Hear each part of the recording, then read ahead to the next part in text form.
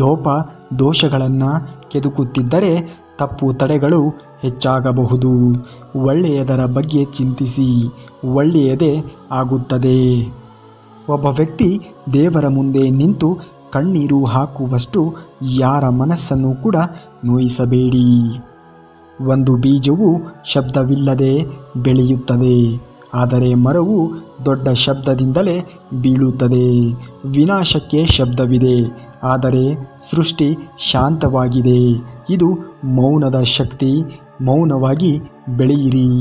ರಾಮ ಎನ್ನುವವನೇ ರಾವಣನಿಗೆ ಇಷ್ಟವಾಗಲಿಲ್ಲ.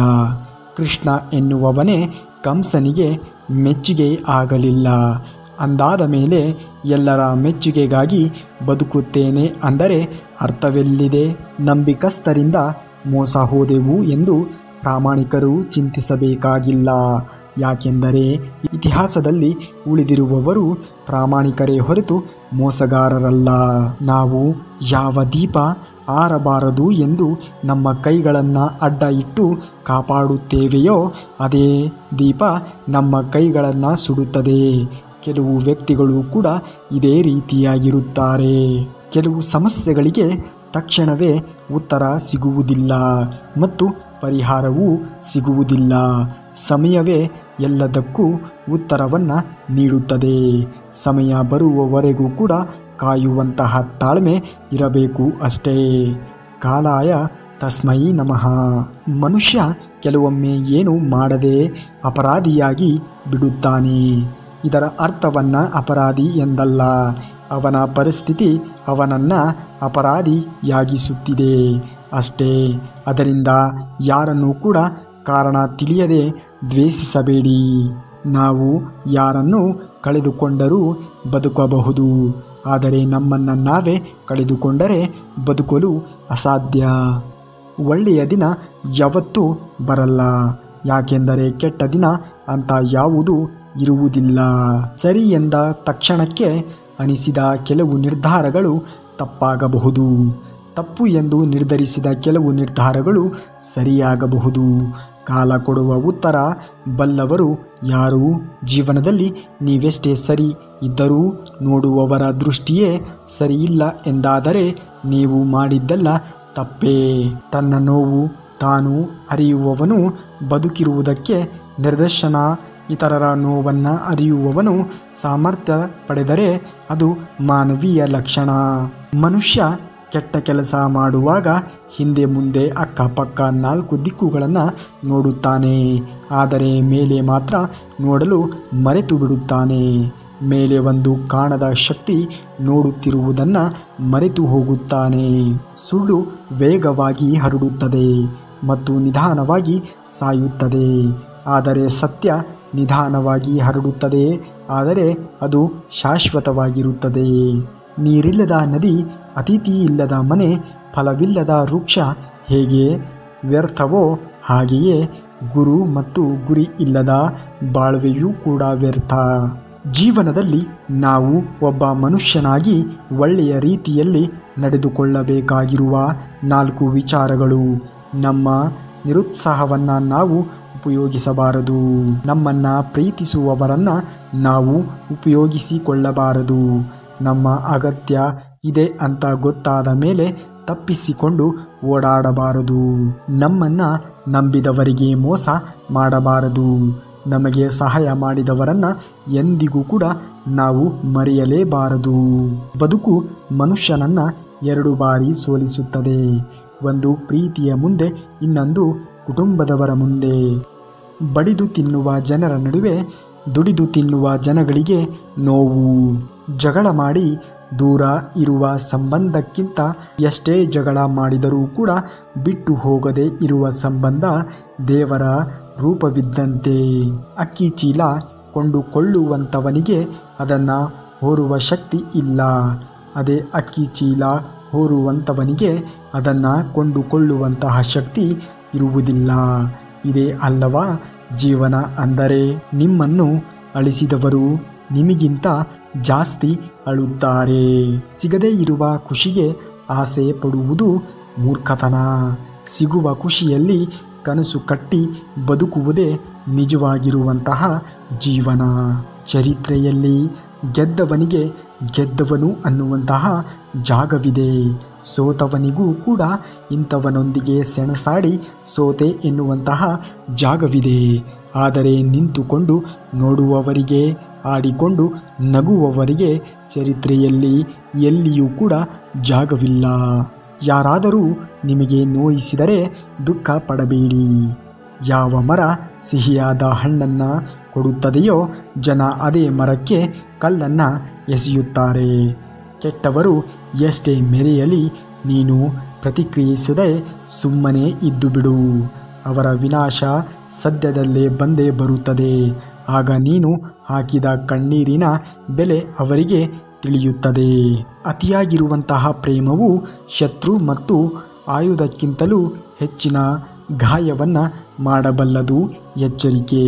ವಿನಯವಿಲ್ಲದ ವಿದ್ಯೆ, ಹಸಿವೆ ಇಲ್ಲದ ಊಟ, ಹರಿತವಿಲ್ಲದ ಆಯುಧ, ಉಪಕಾರವಿಲ್ಲದ ಜೀವನ, ಗುಣವಿಲ್ಲದ ರೂಪ, ಉಪಯೋಗಕ್ಕೆ ಬಾರದ ಹಣ ಎಲ್ಲವೂ ಕೂಡ ಇದ್ದರೂ ವ್ಯರ್ಥವೇ. ತನ್ನನ್ನು ತಾನು ಗೌರವಿಸಿಕೊಳ್ಳುವ ವ್ಯಕ್ತಿ ಎಂದಿಗೂ ಕೂಡ ಇತರರನ್ನು ಅವಮಾನಿಸಲಾರ. ಹಣ, ಅಧಿಕಾರ, ಸಂಬಂಧಗಳು ಇವು ಸುಳ್ಳು ಮತ್ತು ಅನ್ಯಾಯದಿಂದ ಪಡೆದುಕೊಂಡರೆ ಅದನ್ನು ನೀನು ಕಳೆದುಕೊಳ್ಳುವೆ. ಸತ್ಯದಿಂದ, ನ್ಯಾಯದಿಂದ ಪಡೆದುಕೊಂಡರೆ ಅದು ಶಾಶ್ವತವಾಗಿ ಉಳಿಯುತ್ತದೆ. ಮೋಸ ಮಾಡಿದವರನ್ನು ಕ್ಷಮಿಸುವಷ್ಟು ಉದಾರಿಯಾಗಬೇಕು, ನಿಜ. ಆದರೆ ಅವರನ್ನೇ ಮತ್ತೆ ನಂಬುವಷ್ಟು ಮೂರ್ಖರಾಗಬಾರದು. ಜೀವನದಲ್ಲಿ ಎಲ್ಲರ ಮೇಲೂ ನಂಬಿಕೆ ಇಡು. ಆದರೆ ನಿನ್ನ ನೆಮ್ಮದಿಯ ಕೆಡಿಸುವವರನ್ನು ಯಾವತ್ತಿಗೂ ಕೂಡ ನಂಬಬೇಡ. ನಮ್ಮ ಹಿಂದಿನ ಕಾಲದಲ್ಲಿ ಮುಗ್ಧತೆ ಮತ್ತು ಔದಾರ್ಯತೆ ಮತ್ತು ಹೃದಯವಂತಿಕೆ ಇತ್ತು. ಆದರೆ ಈಗಿನ ಕಾಲದಲ್ಲಿ ಲೆಕ್ಕಾಚಾರ, ಬುದ್ಧಿವಂತಿಕೆಯ ಜೊತೆಗೆ ಹೃದಯಹೀನತೆ ಬಂದಿದೆ. ಮಾತು ಬಲ್ಲವನ ಹತ್ತಿರ ಮೌನವಾಗಿರು, ಕೆಲಸ ಮಾಡುವರ ಹತ್ತಿರ ಚುರುಕಾಗಿರು, ನನ್ನದೇ ಸರಿ ಎನ್ನುವರ ಹತ್ತಿರ ದಡ್ಡನಾಗಿರು. ನಿಮ್ಮನ್ನ ಇಷ್ಟಪಡುವವರ ಹತ್ತಿರ ಸದಾ ಹಸನ್ಮುಖಿಯಾಗಿರು. ಮನೆ ಕಟ್ಟಲು ಹಣ ಬೇಕು, ಮನಸ್ಸು ಕಟ್ಟಲು ಗುಣ ಬೇಕು. ಹಣದಿಂದ ಕಟ್ಟಿದ ಮನೆಯಲ್ಲಿ ಎಲ್ಲರೂ ಇರುತ್ತಾರೆ, ಆದರೆ ಗುಣದಿಂದ ಕಟ್ಟಿದ ಮನೆಯಲ್ಲಿ ಯೋಗ್ಯರಷ್ಟೇ ಇರುತ್ತಾರೆ. ಕಷ್ಟಗಳು ಎಂಬ ಕತ್ತಲು ಸರಿದು ಬೆಳಕು ಎಂಬ ಸುಖವು ಮುಂದೆ ನಿಮ್ಮ ಜೀವನದಲ್ಲಿ ಬರುತ್ತದೆ. ಆತ್ಮವಿಶ್ವಾಸ ಮತ್ತು ಛಲ ನಿಮ್ಮದಾಗಿರಲಿ. ಇನ್ನೊಬ್ಬರಿಗೆ ಕೆಸರು ಎರಚಲು ಹೋದರೆ ಮೊದಲು ನಿಮ್ಮ ಕೈ ಕೆಸರಾಗುವುದು. ಅದೇ ರೀತಿ ಗಂಧ ಹಚ್ಚಲು ಹೋದರೆ ನಿಮ್ಮ ಕೈ ಗಂಧವಾಗುವುದು. ಆಯ್ಕೆ ನಿಮ್ಮದು. ಕೆನ್ನೆಗೆ ಹೊಡೆದರೆ ಕ್ಷಮೆ ಇದೆ, ಬೆನ್ನಿಗೆ ಹೊಡೆದರೆ ಕ್ಷಮೆ ಇದೆ. ಆದರೆ ಇನ್ನೊಬ್ಬರ ಹೊಟ್ಟೆಗೆ ಹೊಡೆದರೆ ಯಾವ ದೇವರು ಕೂಡ ಕ್ಷಮಿಸಲಾರ. ಯಾವ ತರಹ ಬದುಕಬೇಕು ಎಂದು ತಿಳಿಯದೆ ಭಯ ಪಡಬೇಡ. ಏಕೆಂದರೆ ಗೂಡಿನಿಂದ ಹೊರಗೆ ಹೋಗುವ ಪಕ್ಷಿಗೆ ತಿಳಿಯದು ಕಾಳುಗಳು ಎಲ್ಲಿವೆ ಎಂದು. ಆದರೂ ಅಳುತ್ತಾ ಹೋಗುತ್ತದೆ ಅಲ್ಲವೇ? ನಮ್ಮ ಜೀವನವೂ ಕೂಡ ಅಷ್ಟೇ. ಪ್ರಯತ್ನವೇ ಜೀವನ. ಖಾಲಿ ಪಾತ್ರೆಯನ್ನು ಹಿಡಿದು ಹೊರಟವನು ಭಿಕ್ಷುಕನೆಂದು ಭಾವಿಸಬಾರದು. ಆಹಾರ ಹಂಚಿದವರ ದಾನಿಯೂ ಕೂಡ ಇರಬಹುದು. ಏಕೆಂದರೆ ಕಣ್ಣಿಗೆ ಕಾಣುವುದೆಲ್ಲವೂ ಕೂಡ ಸತ್ಯವಲ್ಲ. ನೀವು ದೊಡ್ಡ ಕೆಲಸಗಳನ್ನು ಮಾಡಲು ಸಾಧ್ಯವಾಗದಿದ್ದರೆ ಪರವಾಗಿಲ್ಲ, ಆದರೆ ನೀವು ಮಾಡುವ ಸಣ್ಣ ಕೆಲಸಗಳನ್ನೇ ಉತ್ತಮ ರೀತಿಯಲ್ಲಿ ಮಾಡಿ. ಹೊರಗಿನ ಸವಾಲುಗಳನ್ನು ಗೆಲ್ಲುವುದಕ್ಕಿಂತ ನಮ್ಮೊಳಗಿನ ನ್ಯೂನತೆಗಳನ್ನು ಗೆಲ್ಲುವುದು ಅತಿ ಕಷ್ಟದ ಸವಾಲು. ಹಣ, ಅಧಿಕಾರ ಮತ್ತು ಸಂಬಂಧಗಳನ್ನು ನೀವು ಸುಳ್ಳು ಮತ್ತು ಅನ್ಯಾಯದಿಂದ ಪಡೆದುಕೊಂಡರೆ ಅದನ್ನು ನೀನು ಕಳೆದುಕೊಳ್ಳುವೆ. ಸತ್ಯದಿಂದ ಮತ್ತು ನ್ಯಾಯದಿಂದ ಪಡೆದುಕೊಂಡರೆ ಅದು ಶಾಶ್ವತವಾಗಿ ಉಳಿಯುತ್ತದೆ. ಸಂಪಾದನೆ ಎಂದರೆ ಹಣ ಮಾತ್ರವಲ್ಲ, ಗೌರವ, ಸಂಬಂಧ, ಪ್ರೀತಿ ಇದು ಕೂಡ ಸಂಪಾದನೆಯೇ ಆಗಿದೆ. ಯಾರಾದರೂ ಹೊಡೆದರೆ ಹೊಡೆತವನ್ನು ತಡೆದುಕೊಳ್ಳುವಂತಹ ಶಕ್ತಿಯನ್ನು ನೀಡುವಂತಹ ಆ ಭಗವಂತನು ಸಮಯ ಬಂದಾಗ ತಿರುಗಿಸಿ ಹೊಡೆಯುವಂತಹ ತಾಕತ್ತನ್ನು ಕೂಡ ನೀಡಿರುತ್ತಾನೆ. ನಮ್ಮನ್ನು ಪ್ರೀತಿಸುವವರನ್ನು ನಾವು ನಿರ್ಲಕ್ಷಿಸುತ್ತೇವೆ, ಆದರೆ ನಮ್ಮನ್ನು ನಿರ್ಲಕ್ಷಿಸುವವರ ಬಗ್ಗೆ ಹೆಚ್ಚು ಗಮನವನ್ನು ಹರಿಸುತ್ತೇವೆ. ಸ್ಥಾನಮಾನ ಎನ್ನುವುದು ಯಾರಿಗೂ ಕೂಡ ಶಾಶ್ವತವಲ್ಲ. ಗುಣವನ್ನು ಮೀರಿದ ಆಸ್ತಿ ಇಲ್ಲವೆಂದು ತಿಳಿಯಿರಿ.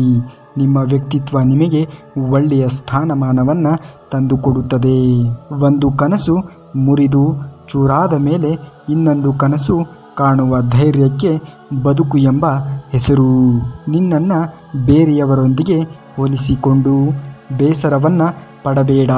ಏಕೆಂದರೆ ಚಿನ್ನ ಮತ್ತು ಅನ್ನ ಎರಡಕ್ಕೂ ಅದರದ್ದೇ ಆಗಿರುವಂತಹ ಮಹತ್ವವಿದೆ. ಸಂದರ್ಭ ಬಂದಾಗ ಅದರ ಬೆಲೆ ನಿನಗೆ ತಿಳಿಯುತ್ತದೆ. ಕೆಲಸ ಮಾಡುತ್ತಿದ್ದರೆ ಬಡತನ ಎನ್ನುವುದು ಇರುವುದಿಲ್ಲ. ಮೌನವಾಗಿದ್ದರೆ ಜಗಳ ಎನ್ನುವುದೇ ಉಂಟಾಗುವುದಿಲ್ಲ. ನಂಬಿಕೆ ಅನ್ನುವ ಪದ ತುಂಬಾ ಪವಿತ್ರವಾದದ್ದು. ಅದನ್ನು ಗೌರವದಿಂದ ಉಳಿಸಿಕೊಳ್ಳಿ. ನಿಮ್ಮ ಅವಶ್ಯಕತೆ ತಕ್ಕಂತೆ ಬಳಸಿಕೊಳ್ಳಬೇಡಿ. ಜೀವನದಲ್ಲಿ ಎಲ್ಲವೂ ಇದ್ದಾಗ ನಿನ್ನವರು ಯಾರು ಎಂದು ಗೊತ್ತಾಗುವುದಿಲ್ಲ. ಜೀವನದಲ್ಲಿ ಎಲ್ಲವನ್ನ ಕಳೆದುಕೊಂಡಾಗ ನಿನ್ನವರು ಯಾರು ಎಂದು ನಿನಗೆ ಗೊತ್ತಾಗುತ್ತದೆ. ಆರ್ಥಿಕ ಸ್ಥಿತಿ ಎಷ್ಟು ಚೆನ್ನಾಗಿದ್ದರೂ ಕೂಡ ಜೀವನದಲ್ಲಿ ನಿಜವಾಗಿರುವಂತಹ ಸಂತೋಷವನ್ನು ಅನುಭವಿಸಲು ಮಾನಸಿಕ ಸ್ಥಿತಿ ಚೆನ್ನಾಗಿರುವುದು ಅಷ್ಟೇ ಅವಶ್ಯಕ. ಕೆಟ್ಟ ಕರ್ಮಗಳಿಗೆ ಅಷ್ಟೇ ಅಲ್ಲ, ಅಳತೆ ಮೀರಿದ ಒಳ್ಳೆಯತನಕ್ಕೂ ಕೂಡ ಅಷ್ಟೇ ಸಲ ಶಿಕ್ಷೆಯನ್ನು ಅನುಭವಿಸಬೇಕಾಗುತ್ತದೆ. ನಾವು ಮತ್ತೊಬ್ಬರ ಭಾಗ್ಯವನ್ನು ಬದಲಾಯಿಸಲು ಆಗದೇ ಇರಬಹುದು, ಆದರೆ ಖಂಡಿತ ಅವರಿಗೆ ಒಳ್ಳೆಯ ಮಾರ್ಗದರ್ಶನವನ್ನಾದರೂ ನೀಡಬಹುದು. ಭಗವಂತ ಹೇಳುವುದು ಅದನ್ನೇ. ಅವಕಾಶ ಸಿಕ್ಕಾಗ ಸ್ವಾರ್ಥಿಗಳಾಗಬೇಡಿ, ಸಾರಥಿಗಳಾಗಿ. ಎಲ್ಲರಿಗೂ ನಾವು ಅರ್ಥವಾಗಬೇಕು ಎಂದೇನೂ ಇಲ್ಲ. ತಕ್ಕಡಿ ಕೇವಲ ತೂಕವನ್ನಷ್ಟೇ ತೋರಿಸುತ್ತದೆ ಹೊರತು ಗುಣಮಟ್ಟವನ್ನು ಅಲ್ಲ. ಆಸೆಯನ್ನು ಕೊಟ್ಟ ದೇವರು ಅದೃಷ್ಟವನ್ನು ಕೂಡ ಕೊಡುತ್ತಾನೆ. ಪ್ರಯತ್ನ, ತಾಳ್ಮೆ ಎನ್ನುವುದು ಇರಬೇಕು. ನಿಮ್ಮ ಪರಿಸ್ಥಿತಿ ಕೆಟ್ಟಿರುವಾಗ ಸಮಯ ಮತ್ತು ದೇವರನ್ನು ಬಲವಾಗಿ ನಂಬಿ. ಏಕೆಂದರೆ ಸಮಯಕ್ಕೆ ಕಲ್ಲಿದ್ದಲನ್ನು ವಜ್ರವನ್ನಾಗಿ ಪರಿವರ್ತಿಸುವ ಶಕ್ತಿ ಇದೆ ಮತ್ತು ಪರಮಾತ್ಮನಿಗೆ ಭಿಕ್ಷಕನನ್ನು ರಾಜನನ್ನಾಗಿಸುವ ಶಕ್ತಿ ಇದೆ. ಸಮಾಜಕ್ಕೆ ಹೆದರಿ ನಿಮ್ಮ ನಿರ್ಧಾರಗಳನ್ನು ಎಂದಿಗೂ ಕೂಡ ಬದಲಾಯಿಸಬೇಡಿ. ಸಮಾಜವು ನಿಮಗೆ ಸಲಹೆ ನೀಡುತ್ತದೆ, ಆಹಾರವನ್ನಲ್ಲ. ಸಮಯವನ್ನು ಎಂದಿಗೂ ಕೂಡ ದ್ವೇಷಿಸಬೇಡಿ. ಏಕೆಂದರೆ ಕೇವಲ ಅದು ಮಾತ್ರವೇ ಮನುಷ್ಯನ ನಿಜರೂಪವನ್ನು ತೋರಿಸುತ್ತದೆ. ದೇಹಕ್ಕೆ ಬಾಲ್ಯ ಯೌವನದ ಮುಪ್ಪುಗಳೆಂಬ ಬದಲಾವಣೆಗಳಿವೆ, ಆದರೆ ಆತ್ಮಕ್ಕೆ ಬಾಲ್ಯವಾಗಲಿ ಯೌವನಗಳಾಗಲಿ ಮುಪ್ಪುಗಳಾಗಲಿ ಇಲ್ಲ. ಹಾಗೂ ಆತ್ಮಕ್ಕೆ ಯಾವ ಮರಣವೂ ಕೂಡ ಇಲ್ಲ. ಒಳ್ಳೆಯ ನಡತೆಯಿಂದ ನಮಗೆ ಯಾವುದೇ ರೀತಿಯ ಸಂತೋಷ ಸಿಗದೇ ಇರಬಹುದು, ಆದರೆ ಅಂತಹ ಗುಣಗಳಿಗೆ ಸಾವಿರಾರು ಹೃದಯಗಳನ್ನು, ಸಾವಿರಾರು ಮನಸ್ಸುಗಳನ್ನು ಗೆಲ್ಲುವಂತಹ ಶಕ್ತಿ ಇರುತ್ತದೆ. ಮನುಷ್ಯನಿಗೆ ಕೆಟ್ಟ ಮತ್ತು ಕೊಳಕಾದ ಬಟ್ಟೆಗಳಿಂದ ನಾಚಿಕೆಯಾಗುತ್ತದೆ. ಅಂದರೆ ಕೆಟ್ಟ ಮತ್ತು ಕೊಳಕ ವಿಚಾರಗಳಿಂದ ನಾಚಿಕೆ ಎನ್ನುವುದು ಆಗುವುದಿಲ್ಲ. ಬೇವು ಬಿತ್ತಿ ಮಾವು ಬೆಳೆಯಲಾರದು ಎಂದಾಗ ಕೆಡುಕನ್ನು ಬಯಸಿ ಒಳ್ಳೆಯದನ್ನು ಪಡೆಯಲಾದೀತೆ. ಬಡತನ ಎನ್ನುವುದು ಕಣ್ಣೀರಿನಿಂದ ಅಲ್ಲ, ಬೆವರ ಹನಿಗಳಿಂದ ಅದು ಕರಗುತ್ತದೆ. ಬಾಯಾರಿಕೆಯನ್ನು ಅನುಭವಿಸಬೇಕು. ಹಣವನ್ನು ಪಡೆಯುವ ಮೊದಲು ಬಡತನದ ದುಃಖವನ್ನು ಅನುಭವಿಸಬೇಕಾಗುತ್ತದೆ. ನಿದ್ರೆಯನ್ನು ಆನಂದಿಸುವ ಮೊದಲು ಆಯಾಸದ ನೋವನ್ನು ಅನುಭವಿಸಲೇಬೇಕಾಗುತ್ತದೆ. ಯಾವುದೇ ಪ್ರಪಂಚದ ಸಂತೋಷವನ್ನು ಪಡೆಯುವ ಮೊದಲು ದುಃಖವನ್ನು ಅನುಭವಿಸಬೇಕಾಗುತ್ತದೆ. ಬದುಕಿನಲ್ಲಿ ಹೆಜ್ಜೆ ಗುರುತುಗಳನ್ನು ಉಳಿಸಿ ಹೋಗುವುದು ನಡಿಗೆಯಿಂದಲ್ಲ, ನಡತೆಯಿಂದ. ಮನುಷ್ಯ ಭೇದ ಭಾವ ಮಾಡಬಹುದು, ಆದರೆ ಸಮಯ ಯಾರಿಗೂ ಕೂಡ ಭೇದ ಭಾವವನ್ನು ಮಾಡುವುದಿಲ್ಲ. ಸಮಯದ ಜೊತೆ ನಡೆಯುವ ಅವಶ್ಯಕತೆ ಇಲ್ಲ, ಸತ್ಯದ ಜೊತೆ ನಡೆಯಿರಿ. ಆಗ ಒಂದು ದಿನ ಸಮಯವೇ ನಿಮ್ಮ ಜೊತೆ ನಡೆಯುತ್ತದೆ. ಒಳ್ಳೆಯ ಉದ್ದೇಶದ ಹಾದಿಯಲ್ಲಿ ಪರಮಾತ್ಮ ನಿನ್ನ ಪರಮ ಮಿತ್ರನಾಗುತ್ತಾನೆ. ಸುಳ್ಳು, ಮೋಸ, ದ್ರೋಹ, ವಂಚನೆ, ದೇವರ ಬಳಿ ಸಾಲ ಪಡೆದಂತೆ ಒಂದಲ್ಲ ಒಂದು ದಿನ ಬಡ್ಡಿ ಸಮೇತ ತಿರುಗಿಸಲೇಬೇಕು. ಸತ್ಯ, ದಾನ, ಧರ್ಮ, ನ್ಯಾಯ, ನೀತಿಗಳು ಉಳಿತಾಯದ ಖಾತೆಗೆ ಜಮಾ ಮಾಡಿದಂತೆ ಕಷ್ಟ ಕಾಲದಲ್ಲಿ ಸಹಾಯಕ್ಕೆ ಬಂದೇ ಬರುತ್ತದೆ. ಬೇರೊಬ್ಬರ ಚಿಂತೆ ಬೇಡವೇ ಬೇಡ, ಏಕೆಂದರೆ ಇಲ್ಲಿ ಎಲ್ಲರೂ ಕೂಡ ಸ್ವಾರ್ಥಿಗಳೇ. ಮಾನವೀಯತೆ ತುಂಬಿರುವ ಮನುಷ್ಯನಿಗೆ ಯೋಚನೆ ಹೇಗಿರುತ್ತೆ? ನನಗೆ ಬಂದಂತಹ ದುಃಖ, ನೋವು, ನಿರಾಸೆ, ಸೋಲು ಬೇರೆ ಯಾರಿಗೂ ಕೂಡ ಬಾರದಿರಲಿ. ನನಗೆ ಸಿಕ್ಕಂತಹ ಸುಖ, ಸಂತೋಷ, ನೆಮ್ಮದಿ, ಗೆಲುವು ಎಲ್ಲರಿಗೂ ಸಿಗುವಂತಾಗಲಿ. ನಾವು ಮಾಡುವ ಕೆಲಸದಲ್ಲಿ ನಿಷ್ಠೆ, ಪ್ರಾಮಾಣಿಕತೆ, ಸಾಧ್ಯತೆ ಇದ್ದರೆ ಫಲ ನೀಡುವ ದೇವರು ಯಾವ ಸಂದರ್ಭದಲ್ಲಾದರೂ ಕೂಡ ನಮ್ಮನ್ನು ಕಾಪಾಡಿಯೇ ಕಾಪಾಡುತ್ತಾನೆ. ಹಾವಿನ ಹಲ್ಲಿನಲ್ಲಿ ಇರುವ ವಿಷಕ್ಕಿಂತ ಮನುಷ್ಯನ ದೃಷ್ಟಿಯಲ್ಲಿ ಇರುವಂತಹ ಅಸೂಯೆ ಅತ್ಯಂತ ಅಪಾಯಕಾರಿ. ಮನುಷ್ಯನ ಸಂತೃಪ್ತಿಗೋಸ್ಕರ ಆದರೂ ಒಳ್ಳೆಯ ಕೆಲಸ ಮಾಡುತ್ತಿರಬೇಕು. ಜನರು ಅದನ್ನು ಗುರುತಿಸುತ್ತಾರೋ ಇಲ್ಲವೋ ಎಂಬುದರ ಕಡೆಗೆ ಗಮನವನ್ನು ಕೊಡಬಾರದು. ಏಕೆಂದರೆ ಜನರು ದೇವರನ್ನು ದೂಷಿಸುವುದನ್ನು ಹುಡುಕುತ್ತಾರೆ. ಇನ್ನು ಮನುಷ್ಯರು ಯಾವ ಲೆಕ್ಕ? ಜ್ಞಾನದಿಂದ ಮತ ಬಂದರೆ ಅದು ವಿಷಕ್ಕೆ ಸಮಾನ.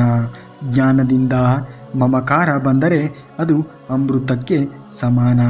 ದೇವರು ನಿನಗೆ ಕಷ್ಟಗಳನ್ನು ಕೊಡುವುದು ನಿನಗೆ ನೋವು ಕೊಡುವುದಕ್ಕೆ ಅಲ್ಲ. ಎಷ್ಟು ಜನ ನಿನ್ನ ಜೊತೆಗೆ ನ್ಯಾಯವಾಗಿ ಇದ್ದಾರೆ, ಎಷ್ಟು ಜನ ನಿನ್ನ ಜೊತೆ ನಟಿಸುತ್ತಿದ್ದಾರೆ ಎನ್ನುವಂತಹ ಸತ್ಯ ನಿನಗೆ ತಿಳಿಯಲಿ ಎನ್ನುವ ಸಲುವಾಗಿ.